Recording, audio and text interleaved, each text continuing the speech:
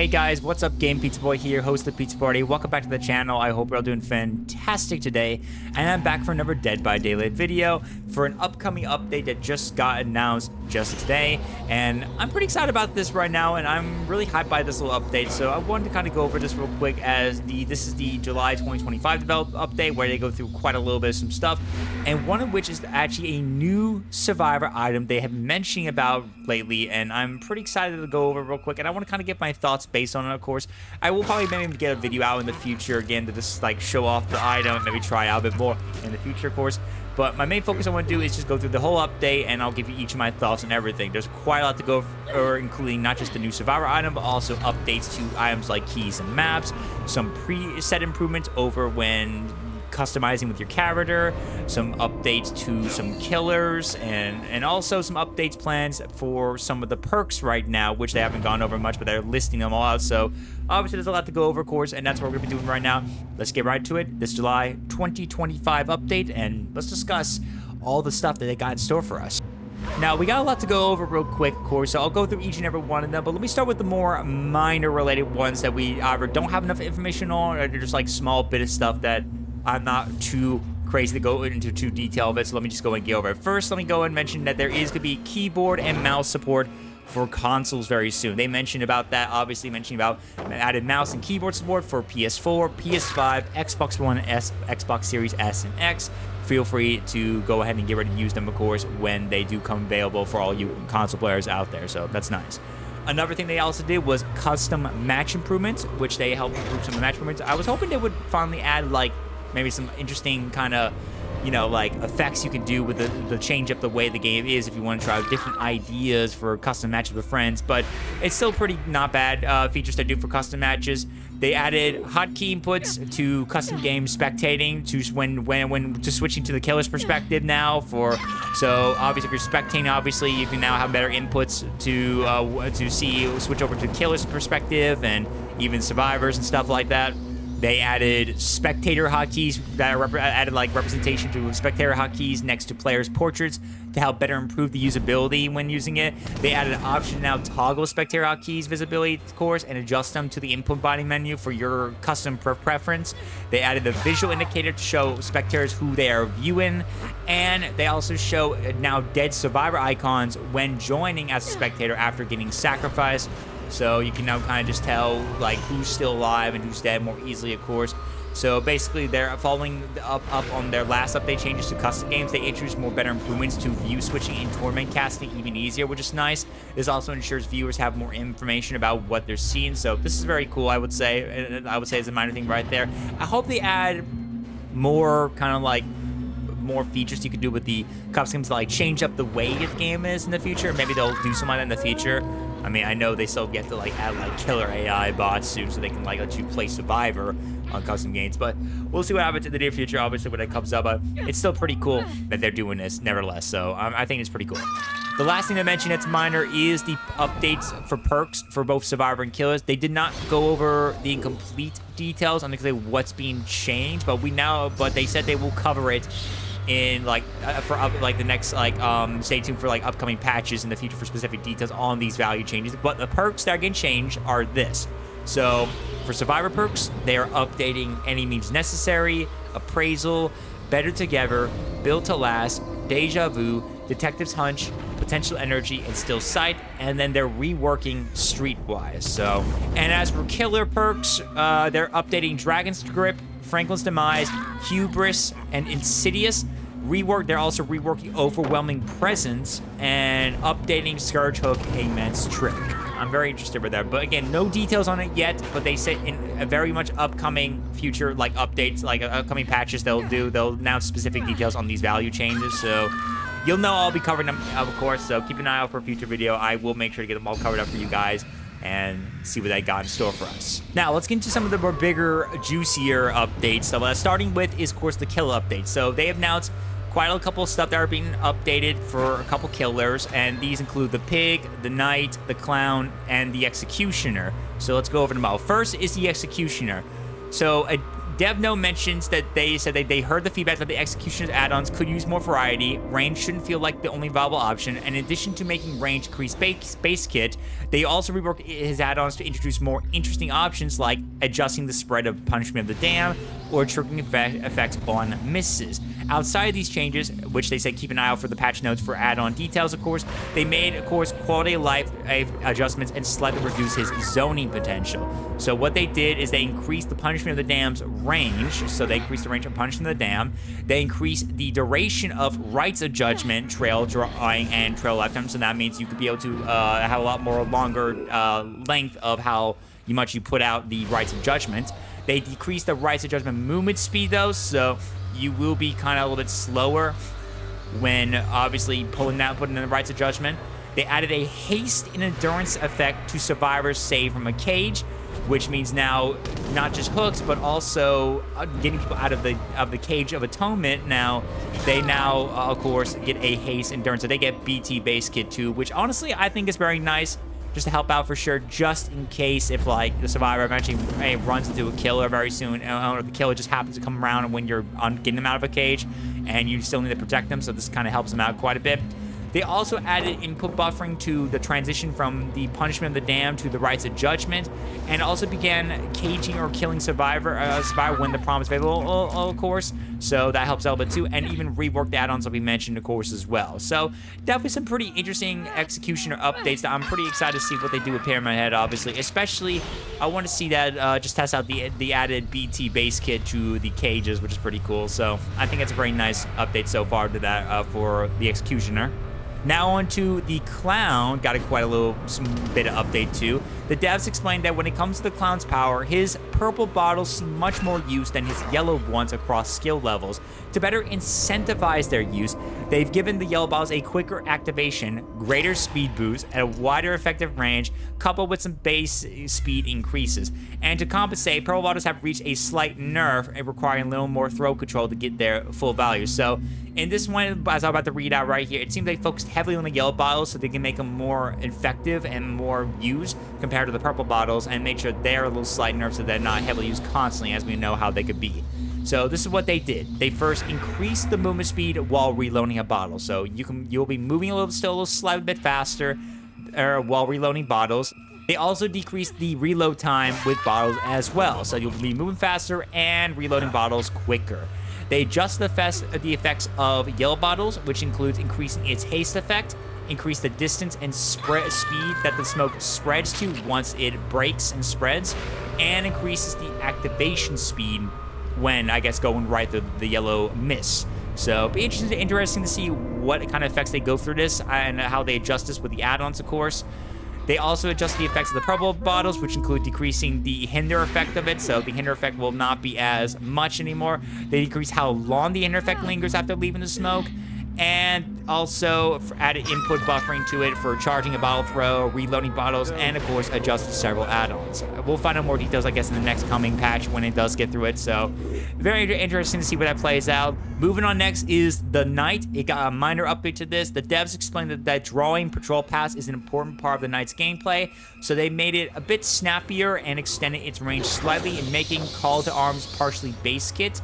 They also adjusted standard spawn times for each guard. In particular, the standards for the 2 chase-focused guards will now spawn quicker to help give survivors a little more counterplay during double team scenarios where they tend to be at their strongest, of course.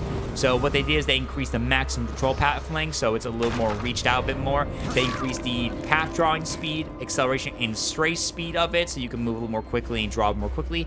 So basically, they kind of made, as they said, Call to Arms base kit, basically, and in return, they're probably going to adjust they're also adjusting the add-on, obviously, to better for that with it being base kit now. They also made the spawn slow for the Carnifex and made the Jailer and the Assassin, who are, obviously the 2 chase-focused guards, more spawn quicker now to better give more counterplay for survivors.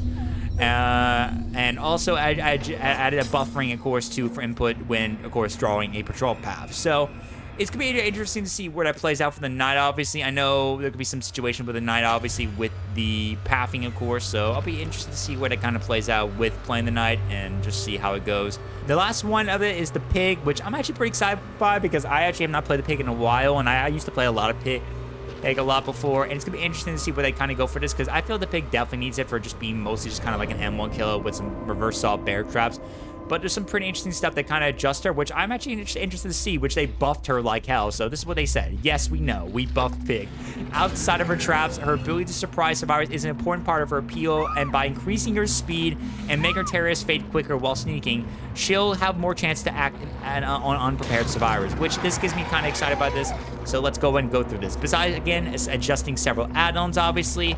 They also added input buffering to crouching and charging and ambush attack. But the best part is that they're increasing the crouch movement speed, increased speed of crouching and uncrouching, and increase the speed at which the terror radius fades when crouching, including also increasing the movement speed of ambush, which I am pretty hyped by this one. I definitely want to try this out a bit more because I love the pig. I haven't played her in a bit, and I think she definitely deserves the buff because she's mostly just kind of an M1 killer and could use the assistance for sure. So seeing this will be interesting, and I definitely might want to try some cool pig perk builds in mind with the add-ons and see what it plays out. So I'm very excited to see this in action, of course, and hopefully when it does come to the PTB, I will definitely want to test it out. Obviously, I'm definitely going to be testing it out, of course. So let me know what you guys think. It's going to be pretty exciting to see where this plays out and try this out, of course. So I'm pretty hyped by this. So that's all the killer updates right there for now, and hopefully we'll see where all this goes in the near future with these killers, guys. Let me know what you guys think about each of the killers, which one you guys think is the best, which one you guys think that works. Do you guys think they're good? Do you think they're bad?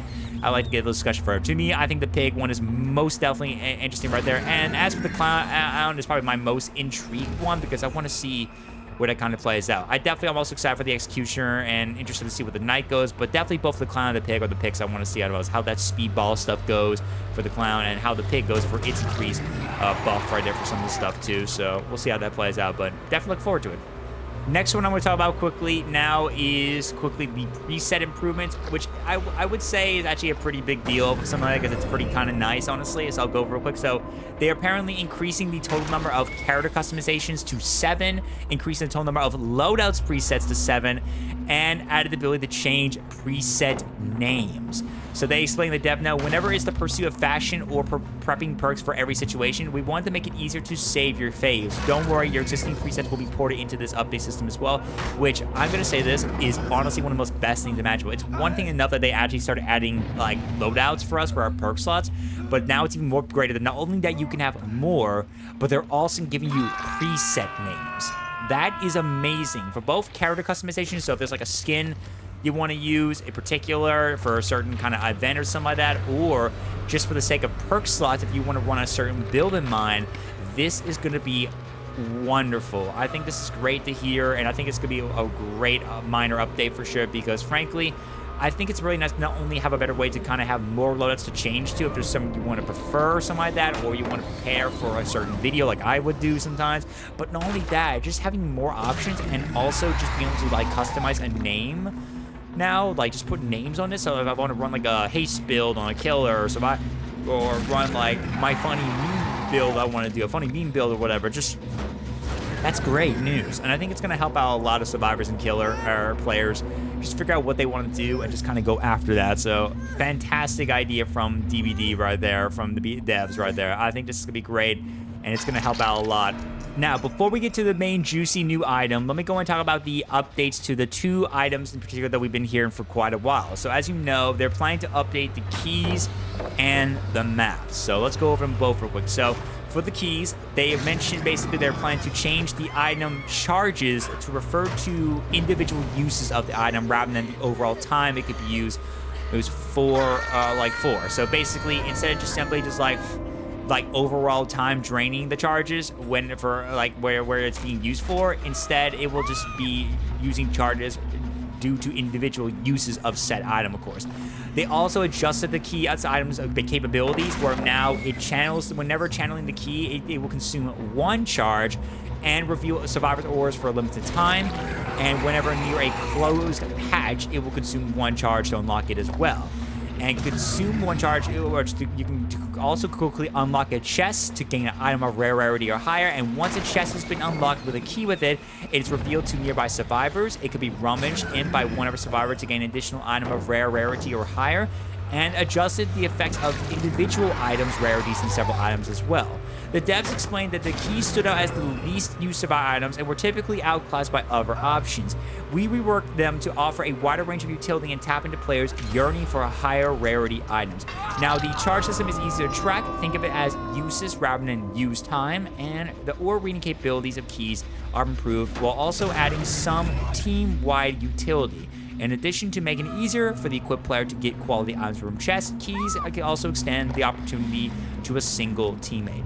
So basically now the keys will have a lot more better use to it, and it will also have more capabilities than just simply just being for ores and even opening the hatch. It can now also unlock chests.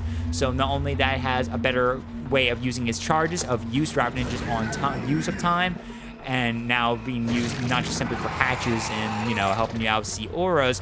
They can now help you open chests now, so you can use it to unlock a chest, and it will automatically gain you an item of a rare rarity or a higher. And I bet with the different tiers, it will probably be a little bit different too. And once the chest has been unlocked, it's revealed to other survivors if they want said item, and it can also be rummaged in by one of a survivor to gain an additional item. So this means not only this item can help you get another item if you want to, but it can also give survivors an incentive to not only take that item, but can also let them be able to just rummage through it as well if they want to, just to see if there's another item they can get that can even more of a rarity or higher. And they adjusted, of course, the effects of different item rarities and several add-ons for this, of course, which makes sense. But this is still pretty good, and honestly, I think it's a good start somewhere for the keys. I think it gives it more sentiment. Honestly, I think this fits the narrative very well, because the fact that keys could be used to unlock chests as like the concept of a key, obviously, and it never did that before in the first place, is kind of interesting. And the idea of it using to get items is also pretty helpful, not just to use with other survivors too, so that you can give them something to use. And for sure, I can imagine how crazy it's going to be with the kind of use of it, to see where that kind of plays out with, like, you know, with so many items being picked up so easily, and especially on top of using other perks, or maybe also how the killer's going to react to it. Maybe you have to run certain items in mind, which I could explain probably why Franklin's demise on the killer is probably going to be getting some kind of update very soon. So we'll see how that plays out with these changes. But yeah, that's what the key's going by. Let me know what you guys think. I think the key is going to be nice and decent to use. I don't think it's like powerful as hell much right now by my knowledge, but I don't know how I feel about it, but like I definitely say it's gonna be pretty good, at least just for item wise. Now for the maps, they're also doing a similar thing, so it's also be changed to individual use of the item rather than just the overall time of use for. And for the adjustment of the maps, they also explain that they're challenging the map to consume 1 charge when revealing a nearby pallets and vault areas to yourself for a limited time. And while auras are revealed, you can press the use button again to then create a beam of light only visible to survivors, and it reveals the auras of generators within the beam's range to all survivors, and adjust the effect and X of the items and add-ons to this too as well. So they explained that similar to keys, maps stood out as an underutilized item which didn't fit into beginner or experienced player kits. With this charge, maps retain the spirit of giving players an awareness of their surroundings, making their effects more consistent and extending more some value to teammates. Now there's no need to track objects before they show up. And I actually do like the idea about this, because not only you could use to still track all your items like usual, and it's better consumption with the charges, but the fact that you could also use it again to then just pop up beam of light only to survivors, which also reveals the aura of generators within the beam's range to all survivors. That is actually pretty crazy. This means you can use an incentive to find generators very easily without needing overreading perks for that reason, or any perks in mind, and you could just save your perk slots for other related stuff and just run that. That is pretty interesting, and I'm very interested to see what the add-ons for this and the key will go mine for sure with all this stuff. So now basically keys can be used heavily for item-based stuff for your teammates, and now maps can be heavily used to help people track certain things, and for yourself, and other including generators to help get to objectives. That is pretty crazy, and I definitely want to see how this plays out in-game for sure. So definitely let me know what you guys think about that too as well. I mean, I think these are good changes to the items overall, and will make them incentively really better, so that people will have a reason to start using those, and rather than just simply spamming flashlights, toolboxes, and medkits. I mean, I don't think it's going to really stop that for very long, but I still think these are good items to incentivize, hey, why not do something like this, and maybe you'll be more helpful to your teams and stuff like that. I could see that use coming to mind very much for sure, and I can run like other perks like Streetwise and stuff like that, which also is getting adjusted, of course, but maybe those perks in mind that will helpfully be useful for items, and it could really do that for sure. On top of that, it's going to be really incentivized what killers could do for sure against item-related stuff with survivors more often as well. So it's going to be interesting to see what that plays out. So yeah, I'm pretty excited. I think probably one I'm excited most is probably the keys, in my opinion, though. But the maps it's going to be interesting to see what that plays out, especially with that whole beam of light. So very interesting indeed. Now for the big last one of the most that everyone's been pretty excited to see about this one, the big new one, which is a new item for survivors. Obviously, it's been like 9 years since this game came out, and there's not been really a seriously new item you could just get in your pool pad right there. And it's mostly just been either special items through perks or through special events with the killers and stuff like that. But now we are actually getting a new item in the form of the Fog Vial. Let's go over it real quick and read it, of course. So they're adding a new equipable item, the Fog Vial, which allows you to use this to cause a fog cloud to expand outward from the point where it was used and dissipating after a set of time. During this time, scratch marks do not spawn within a fog cloud. Audio is muffled for anyone within a fog cloud. The auras of players within a fog cloud cannot be read by other players, and the Fog Vial has a cooldown which recharges over time once used. There will also be added item rarities to this, as well as add-ons, of course, for this obviously being an ascendant item. The devs explained that Fog Vial specializes in creating a confusion and breaking line of sight when it's activated. This fog obscures your surroundings while still allowing for limited visibility within your immediate vicinity, and by moving to a single recharging use, survivors can use the Fog Vial multiple times per trial and don't have to be quite so precious about saving charges, letting them be more in the moment with their file uses. So stay tuned for the patch notes for more details. Alright, so this is like that crystal you can use like during the Halloween event, but now it's permanently here for everyone right there, and it's going to be interesting to see what the kind of adjustments are for the different tiers, especially with add-ons. And I'm pretty excited about this one because technically in the item list for survivors, there's not really many items that can protect you against the killers. Mostly the flashlight's the only one for blinding and saving people off being carried, of course, and picked up. But there's never been anything like that to help you besides just the flashlights for that reason. With Chase, you have to rely heavily on perks and stuff like that. So this will be a new game and play style to help see where people could do this permanently more actively when using something like this for sure. It's not new, so like I said, it's a repeat of something previously, but it'll be fresh for sure because it's mostly during an event, but now this is permanently throughout the game right there. I'm interested to see what this goes for with the add-ons and stuff like that, where obviously it helps you keep yourself silent, stuff like that. And the fact that it mentions as well that survivors can use this multiple times per trial by by moving to a single recharging use, of course, with this perk. With this add-on. So I think it'll be interesting to see where it'll go, so you don't have to worry about your charges and you just kind of just use it again, of course. So I'll be interested to see where this plays out a bit more and how much it will be used, of course. So let me know what you guys think about this. I'm pretty excited by this interesting item in mind and see where this kind of goes. So I'm really excited to kind of play this bit. I definitely, when the PTB does happen, of course, for this, I would definitely try out this item and see the add-on stuff like that. So it's going to be very interesting to see where this kind of goes. So let me know what you guys think. I'm looking forward to see where they go for this. So okay, and with that, that comes to the end of the July 2025 dev update they mentioned right here. I'm very excited for this. Obviously, we'll stay tuned for some PTB patch notes and all that stuff, which I will cover definitely in the near future in a stream or for a video in the future. So definitely stay tuned for that. But I'm pretty excited about this stuff. I think there's definitely a lot to look forward to. Let me know what you guys think, of course, in the comment section below. As always, what are you guys most excited for the most? I think definitely some of the changes to the killer, some of the perks, and especially the new item is definitely going to be pretty exciting very much. I think all of it is pretty solid in their own way, but if I have to pick like my top 3 picks, the new item's pretty exciting. The keys and map updates are pretty cool, and probably some of the killer updates, especially both to the clown and the pig. I'm most intrigued the most to see where this kind of goes. So hopefully we'll see some pretty exciting stuff for all this and see where this plays out. But yeah, I think there is definitely a lot to look forward to for this update. I think there's going to be a lot to see and try things out and how the play style goes. So only time will tell. We'll see how this plays out, of course. But for now, guys, we'll see that very soon when the next PTB comes up very soon. So stay tuned for that. I'll have like a video, maybe like get a stream out for that down the line, of course. But thank you all so much for joining in. As always, guys, hit the like button, comment down below, tell me your thoughts about the stuff. Subscribe if you want to show your support to the pizza party, of course. Make sure to check out the multi-link down below to check out all my stuff on my platforms, my Discord, and check out all my streams from Twitch and Kick, besides here on YouTube, of course, when I go live. We're here on the weekdays at 12 p.m. CST usually. And thank you all so much for joining. Appreciate your support. I'm Roast Game Pizza Boy, host of the Pizza Party, and I'll see you guys in the next video. Peace out, my friends. Take care.